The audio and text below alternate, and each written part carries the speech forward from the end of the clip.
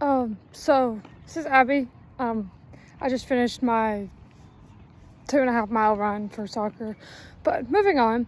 So what you're supposed to do today is reflect on what we've learned from this course and how we're going to use it for our sorry, I'm still winded, for our future career. So one thing I did learn from this course, so there's like two main things. You're gonna do the first one because the first one's short. How to use APA. No idea what APA is, and it obviously reflected in my first grade for the paper, but I've learned it now and I'm using it now, and it actually makes a lot of more sense now that I actually took more time to actually learn and understand how to format it correctly. I've never used APA before. I've always used MLA, but that was definitely something I probably will need to know for my career. And second, obviously we learned a lot about different like operations and the financials, like budgeting and whatnot. But what really stuck out to me, which reflects in my paper, is the different types of leaders there are. My dad's an engineer. Like, he's a manager at an engineering plant in town called Hendricks Green. He's the facility manager or something like that. I don't know. But what he's always taught me and my siblings was leaders eat last. It's the title of a book, actually, that he really loves.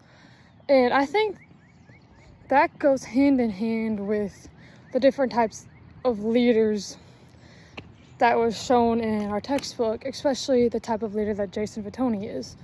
See, there's designated leaders, formal leaders, informal leaders.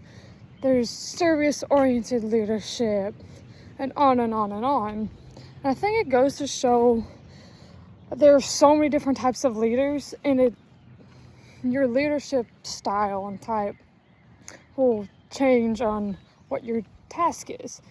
So sometimes you need to be more hands-on, or sometimes you need to be more strict, like it's gotta get done, it's gotta be done this way for certain aspects.